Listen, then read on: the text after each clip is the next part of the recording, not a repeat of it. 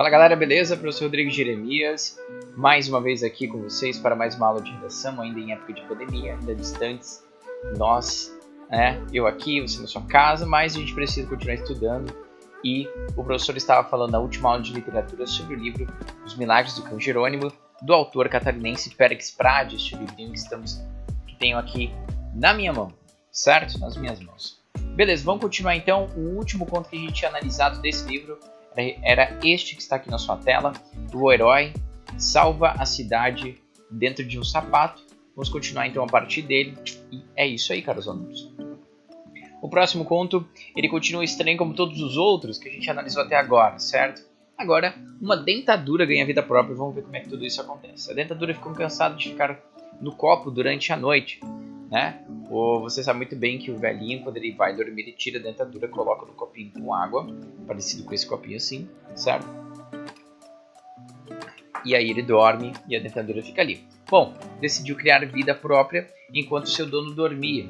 Foi até a cozinha e comeu todo o bolo. Claro, uma dentadura, né? Própria dela comer alguma coisa. A dentadura, agora livre, decidiu passear pela cidade enquanto o velho dormia. Viu um homem negro musculoso agredindo uma menina de tranças marrons e não resistiu. Mordeu o agressor. Pisaram em cima dela, da dentadura. O dono da dentadura recebeu voz de prisão no dia seguinte, quando foi procurar a dentadura nos achados e perdidos. Certo? Então, é uma história de uma dentadura que ganha vida no meio da noite. E um determinado dia, nessas aventuras noturnas que ela tinha, ela foi então para a cidade. E o dia que ela foi para a cidade, ela encontrou um homem negro agredindo uma menina de tranças marrons. E ela foi lá, tomou partido, certo? Em defesa dessa menina, mordeu esse agressor, só que no final das contas ela foi pisada.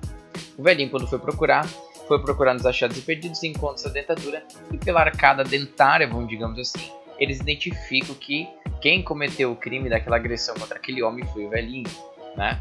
No entanto, não se fala nada sobre a agressão daquele homem em relação à menina, de que ele tomou partido daquela menina, enfim, e acaba simplesmente assim o conto. Vou ler para vocês a parte final aqui dele. Da parte do meio para frente, né? O território de suas andanças era o da casa, e uma coisa deve ser dita com fidelidade: nunca foi sequer ao jardim. Hoje, entretanto, após comer o bolo, teve uma ideia genial: sair de casa. Olhou para os lados e ticando-se de que o velho continuava a ressonar. Desceu as escadarias rumando ao cais. Escondeu-se 2 ou 3 vezes ao passar um guarda. Passeou alegre até a madrugada. Quando retornava ao dobrar uma esquina, viu um negro esmurrar bela menina de tranças marrons. Correu ao seu encontro e mordeu com violência o calcanhar do musculoso agressor. Coitado. Mal teve tempo para morder, pois foi logo esmagada pelo peso de um sapato de fortes solas de couro grosso. No dia seguinte, o senhor Pirandello, era o nome do senhor dono da dentadura, ao procurar a dentadura na seção de furtos e roubos, ficou perturbado com a voz de prisão. E termina assim, simplesmente, caro aluno. Lembrando que nós estamos no mundo do surrealismo, dos sonhos, então a gente não consegue talvez entender, passar uma linha racional por cima desses contos. É mais talvez a sensação, é mais talvez tentar juntar as imagens que ele tenta demonstrar para nós, certo? É isso aí. Pecado Original, mais um conto que tem uma pegada cristã, certo? Trazendo já logo para o título, Pecado Original, beleza? E como o professor já tinha comentado em outra aula, todas as vezes que ele vai fazer essas análises cristãs, eu acredito que sempre é num tom crítico, certo? Um tom de desdém, de deboche, de crítica, nunca num tom querendo engrandecer a religião, certo? A fé cristã. Isso que fica aparente para o professor, pelo menos. Você vai tirar suas próprias conclusões também. Beleza. Aqui então, do Pecado Original, acontece uma coisa muito absurda, mas me perdoe, é exatamente isso que acontece no livro, tá? Uma baleia estava se masturbando perto de uma aldeia. Como castigo, os deuses fazem com que o olho dela crescesse a ponto de engolir o corpo, como Jonas da Bíblia. Então, essa baleia estava cometendo esse ato, certo? Perto de uma aldeia, estava se masturbando perto de uma aldeia, os deuses vão lá e a castigam. E qual que é o castigo dela? O olho dela cresce a ponto de engolir o próprio corpo. Então, ela basicamente se torna um grande olho, essa baleia, certo? É como Jonas da Bíblia. Então, Jonas, certo? Ele tinha a missão, falando o contexto bíblico aqui que é evocado, Jonas ele tinha a missão de obedecer ao mandato de Deus, que tinha falado com ele, para ir até a cidade de Nínive e pregar pregar lá o que Deus queria que pregasse para justamente salvar aquela cidade. Ele não quis, certo? Aí quando você lê a história, você vai entender por que ele não queria. Ele não quis e vai para outro lugar, não para Nínive. E aí acontece um problema de... na embarcação que ele estava indo embora de Nínive, certo? Ele estava lá no meio do oceano e aquela embarcação começou a sofrer com uma forte tempestade. Ele entendeu que essa tempestade acontecia por causa dele, porque ele tinha desobedecido a Deus, mas não que era um castigo de Deus, mas é que Deus queria que ele fizesse a vontade dele. Então Deus estava lá removendo o mar. Ele falou, se vocês me jogarem no mar, essa tempestade vai passar. De fato, foi jogado ao mar, essa tempestade passou e Jonas ele foi engolido por uma baleia. Ficou 3 dias dentro dessa baleia, depois foi cuspido de novo na praia, certo? E essa história, de alguma forma, representa Cristo, que fica 3 dias sobre a terra, e depois, no 3º dia, ressuscita. Né? Mas, enfim, basicamente, esse é o contexto bíblico aqui. O olho viajou pelo mundo e viu leões e tantos outros seres. Infeliz, tenta o suicídio furando-se com peixe e espada. Agora vive em uma caverna, é o temido olho cego do Pacífico. Pois bem, então, mais uma vez, mais uma situação de... digamos assim, de suicídio, né? Não vai ser... não sei se essa é a última vez que a gente vai ver uma história de suicídio. Talvez mais pra frente a gente vai encontrar mais, não lembro agora. Mas o tema do suicídio é bastante tratado. Talvez até seja uma dica aí de redação, né? Alguma coisa talvez voltada para o suicídio, talvez um dia aconteça aí. Mas enfim, né? Seria uma dica de redação talvez boa. Mas enfim, outra coisa também que dá para analisar um contexto bíblico é que o olho, de alguma forma, essa concupiscência dos olhos, quem é aí devoto de alguma religião cristã, entende o que o professor está falando. O olho, de alguma forma, é o começo do pecado, muitas vezes, né? O pecado, o olho, essa cobiça que vem através dos olhos, que na religião cristã a gente chama de concupiscência dos olhos, certo? Tá dentro aqui desse contexto. Ela tenta se matar, não consegue, e agora ela é o temido olho cego do Pacífico, certo? A parte final desse conto fica assim: não mais tem saído o olho da caverna, suportando o desesperador exílio? É uma pergunta, né? Não mais tem saído o olho da caverna, suportando o desesperador exílio? Furando-se ao apanhar de surpresa a espada do peixe? Pretende, lógico, o suicídio, mas não consegue, né? Continua a viver em maldita escuridão, como o temido olho cego do Pacífico. Só a partezinha final, ele é bem curtinho, né? Esse conto aqui termina assim. E é isso aí, senhoras e senhores. Vamos em frente, tentando analisar o restante. O monge Asteros, certo? Aqui nós temos, então... Aqui sim, a gente não tinha passado ainda por ele. Aqui nós temos uma história muito bizarra de suicídio coletivo. Se não me engano é essa que tem suicídio coletivo. Vamos dar uma olhadinha aqui no resuminho.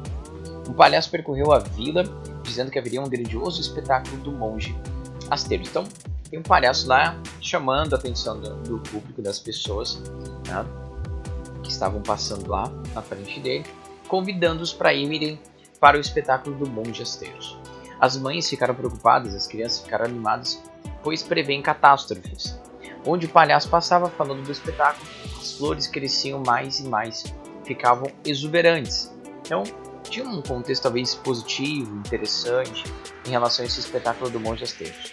No dia do espetáculo, ninguém apareceu, porém, né? Ninguém apareceu no espetáculo. No entanto, o monge apresentou o espetáculo mesmo assim, sem público. Olha só como tudo vai ocorrendo. De longe se ouviu o espetáculo. Apenas palavras? Será que eram envenenadas? Né?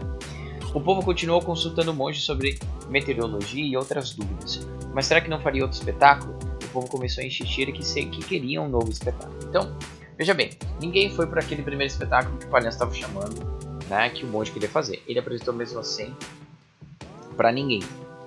Depois, o povo continuou consultando esse monge. Ele era meio famoso ali, talvez, na região. E ele falava sobre meteorologia e outras dúvidas. Só que depois o povo começou a chamá-lo porque, a gente quer que você faça um novo espetáculo aí para nós, né? E aí continua assim. Asteros ajudava em vários números do circo, mas não queria fazer outro. Mas o povo insistia. Ele disse que faria outro espetáculo, mas antes fez um sermão que foi maior que o de Cristo na montanha. Então, de novo, né? Contexto bíblico aqui, contexto religioso. Lembra, o Asteros era um monge para começar. ele fez um sermão maior que o de Cristo na montanha. Lembrando que existe lá o Sermão da Montanha.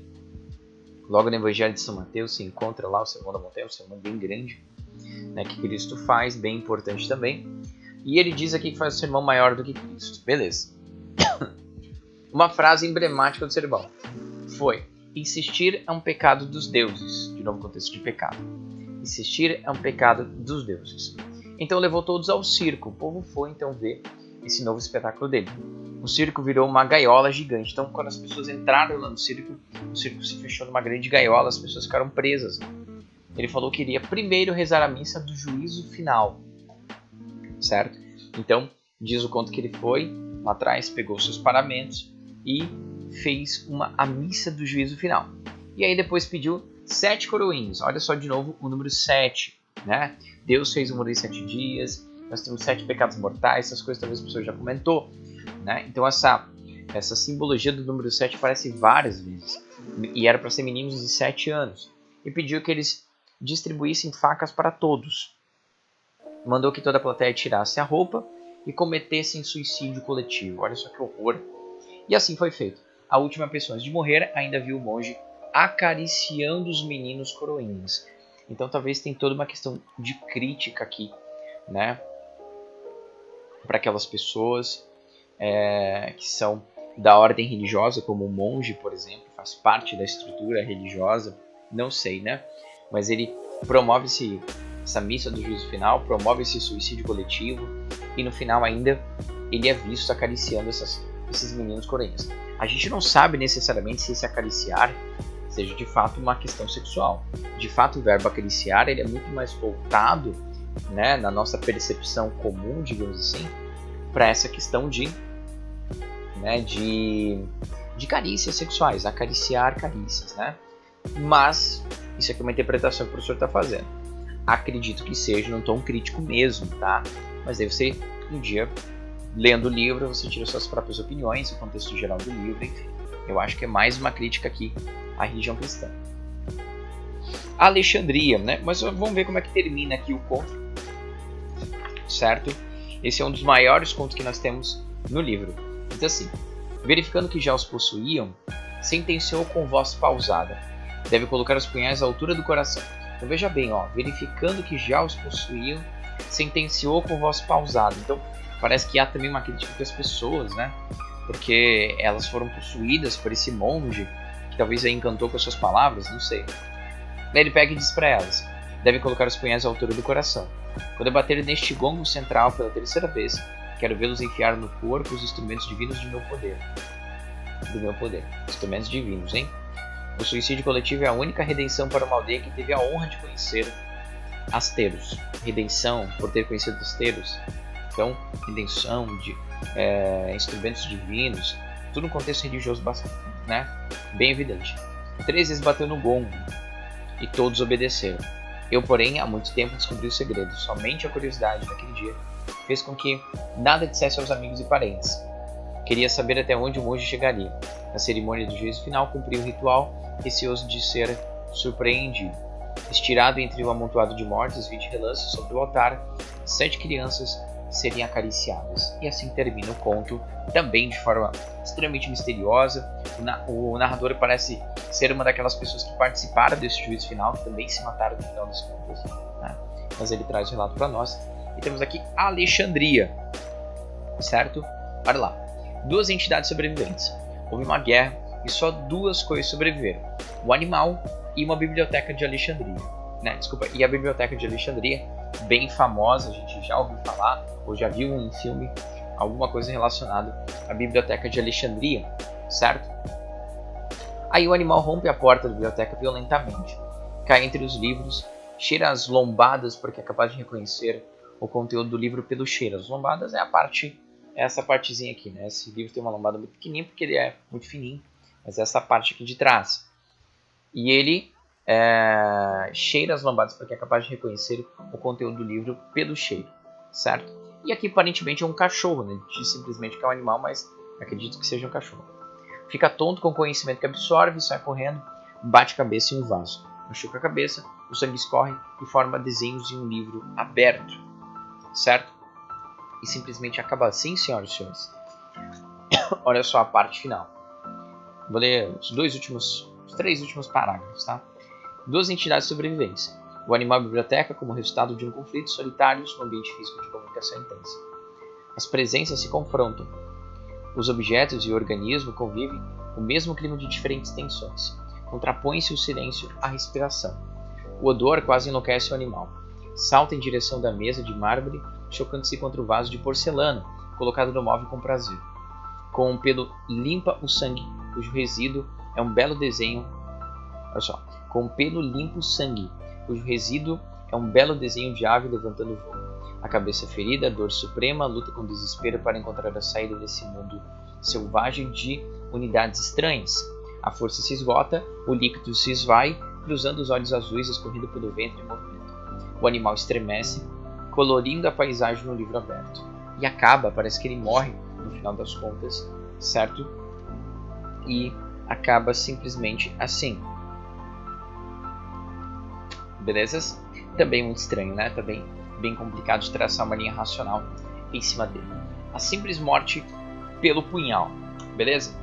Vamos dar então uma analisada neste daqui. Estamos quase acabando, caros alunos. Um escritor sente que é na verdade um fracasso. Não importa que tenha uma boa casa, família, bom salário, árvores plantadas no jardim. Muito bem. Sente que é um fracasso e é tremendamente infeliz. Muito bem. Olha só, aqui é um escritor que ele se sente fracassado por quê? Porque ele não se sente bom escritor, né? De fato, existe aquela tradição de que para você ser feliz na sua vida, você precisa casar, ter filhos, né? Certo? Plantar uma árvore e escrever um livro. Esse terceiro ponto é que ele não consegue fazer. Porque ele tem uma família, porque ele tem árvores plantadas no jardim dele, certo? Provavelmente ele que plantou. E aí tem uma adenda ali, dele ter um bom salário. Mas essa terceira parte aqui, que é escrever um livro, certo? Das três que formam aquele ditado popular, né? Do que você tem que, para sua vida fazer sentido, você precisa fazer essas coisas, ele não tem.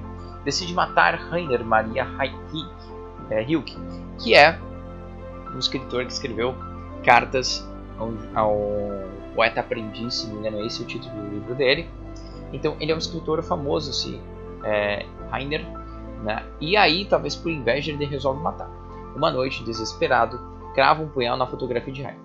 E ele mata esse cara simbolicamente por meio de uma punhalada de uma fotografia. Mas também crava o punhal em sua própria têmpora. Olha só. Têmpora é essa região aqui da cabeça, né? A gente chama de fonte também.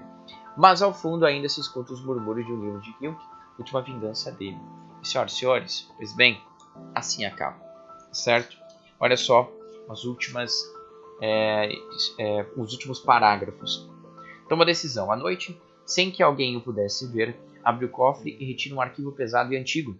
Remexe e encontra a fotografia que procurava. A fotografia do Rilke, né? Que procurava.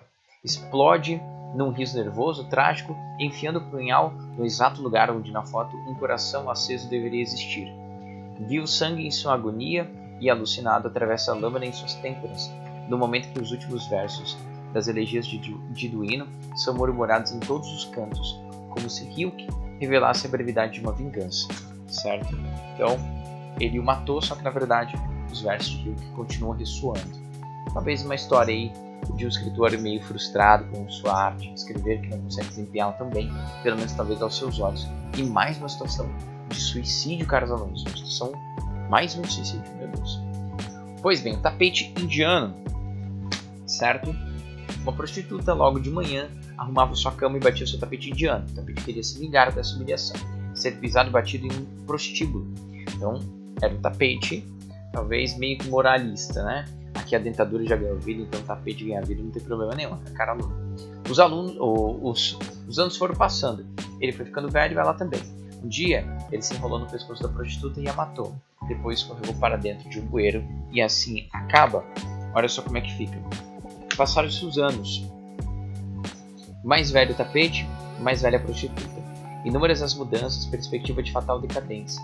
Enfim, a ruína eterna, a podridão maior, a impossibilidade de existir. Eis a prostituta, animal, verdes as pelancas, equilibradas na lembrança dos ossos adolescentes. Estamos no inverno brutal, a geada cobrindo os pastos, as paisagens europeias nas retinas e nas cílias. Não há mais camas, nem os sujos lençóis de tão amados calores. No tapete sob o braço esquerdo caminha a prostituta, amparando-se nos muros, caída agora, pálida, cansada. Ela não tinha mais serviço, ela já estava velha, né? Ele estava numa situação de um inverno brutal, de uma geada, cobrindo os pastos, enfim. Talvez aqui ela simplesmente morre, né? Por conta de fome, por conta da geada, não sei. Mas ela, caída agora, pálida, cansada, mas olha só como termina. Que estranho olhar do tapete indiano. Bastou a Adriana encolher as pernas, cerrar as pálpebras para envolver-se rápido no pescoço. Apertou aos poucos, esbugalhados os olhos, enigmático sorriso dentro da noite. Enrolou-se e fugiu, aproveitando a escuridão para enfiar-se no mais próximo esgoto, à beira da calçada. Então, aparentemente, simbolicamente, o tapete acaba matando a prostituta, certo? Mas talvez, na verdade, ela tenha morrido e tudo isso seja simbólico, certo? Seja uma questão da moralidade, essa moralidade que não aguentava viver como uma prostituta, certo? E que depois acabou indo para o esgoto, né? Pode ser uma crítica à moralidade, o tapete seja esse sinal de moralidade aí, uma moralidade de aparência simplesmente, não sei, mas talvez não tenha morrido mesmo, né? Por conta que ele a estrangulou, mas sim por conta de todo esse contexto de frio, de não mais trabalhos, certo? Porque ela tinha envelhecido. A maravilhosa história de um tatu. Vamos lá então. Uma família estranha, certo? Toma banho todo dia no chafariz da praça. Eles também usam roupas estranhas, mas os vizinhos são mais esquisitos ainda. As crianças dos vizinhos andam todas de muletas, apesar de não terem problema algum nas pernas. Então, tem uma família muito estranha que toma banho no chafariz e tem roupas estranhas, mas tem uma outra muito estranha que os filhos utilizam muletas, apesar de não terem problema algum. Além disso, eles têm um tatuzinho loiro de estimação. A bizarrice maior é que o tatu tem catarata, cor de abóbora nos olhos. Isso sim é chocante para todos. Então aqui fica muito enigmático. É também um conto meio grandinho, certo? Mas ele vai terminar assim, Carol. Muito bem. No primeiro momento, essa catarata foi o que eles acharam mais estranho, tá? Desse tatuzinho loiro. Então, apesar deles serem muito estranhos de fato, o que eles acharam mais estranho que foi uma coisa assim, tipo assim, meu Deus do céu, que coisa horrível, era a catarata do tatu. Se você for ler, você vai ver isso. E aí eles fazem o quê? Pegam esse tatu e vão fazer uma cirurgia nele para tirar isso, né? Aí, ó, 3 dias seguidos choraram pelos cantos na expectativa de sucesso. Ocorre que o médico doutor Zatrapa, emocionado pela cirurgia excitante, sofreu um infarto do miocárdio, é o que afirmaram os colegas ilustres mais tarde.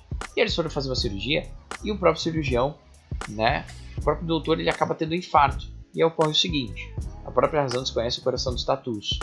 Preocupado com o médico tão gentil e dedicado no afã de salvá-lo, o bichinho salta da mesa de operação e cava um buraco no lugar onde ainda pulsava o órgão, fazendo uma massagem considerada pelos entendidos como essencialmente mágica.